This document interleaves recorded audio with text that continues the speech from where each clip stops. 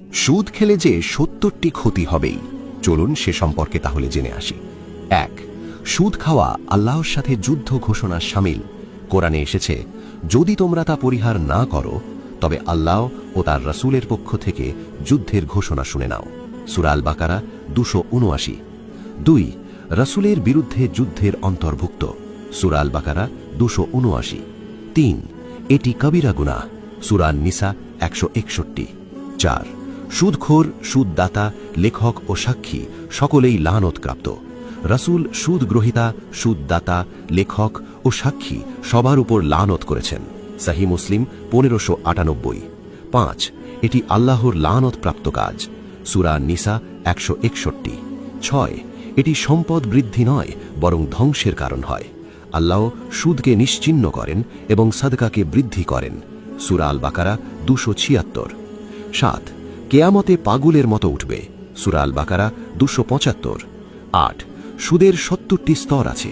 সবচেয়ে হালকা বা সর্বনিম্ন স্তর হল নিজের আপন মায়ের সাথে জিনা করার মতো গুনাহ। ইবনু মাজা ২২৭৪। হাসান। ৯. আল্লাহর অবাধ্যতার প্রকাশ্য ঘোষণা। সূরা আল বাকারা ২৭৮ থেকে ২৭৯। ১০. ঈমান দুর্বল করে দেয়। ১১. দোয়া কবুল হয় না। ১২. রিজিকের বরকত নষ্ট হয়। ১৩. সম্পদ ধ্বংসের কারণ। ১৪. অন্তর কঠিন হয়ে যায়। ১৫. তাকওয়া নষ্ট করে, আখিরাত ভুলিয়ে দেয়। ১৬. কেয়ামতে উন্মাদ অবস্থায় উঠবে। ১৮. কবরের আযাবের কারণ। ১৯. জাহান্নামের পথ সহজ করে। ২০. জান্নাত থেকে দূরে সরিয়ে দেয়। ২১. সমাজে জুলুম বাড়ায়। ২২. দরিদ্রকে আরও দরিদ্র করে। ২৩. ধনীকে অহংকারী বানায়। ২৪. ভ্রাতৃত্ব নষ্ট করে। ২৫. দয়া ও মমতা শেষ করে।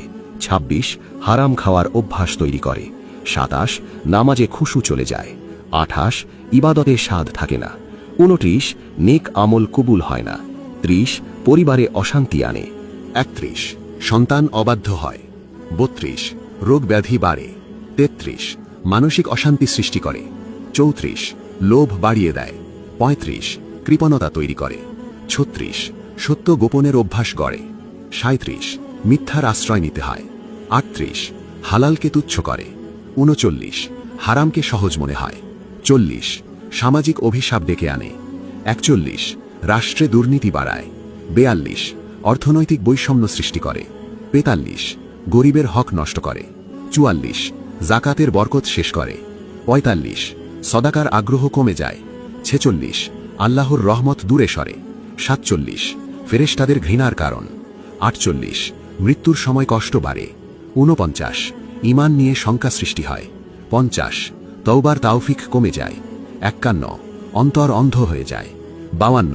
সত্য গ্রহণে অনীহা সৃষ্টি হয়। ৫৩. কোরআনের নসিহত প্রভাব ফেলে না। ৫৪. সুন্নাহ থেকে দূরে সরিয়ে দেয়। ৫৬. নেককারদের সঙ্গ হারায়। ৫৭. ফাসিকদের সঙ্গ বাড়ে। ৫৮. আল্লাহর ভয় চলে যায়। ৫৯. আখেরাতের হিসাব ভুলে যায়। ৬০.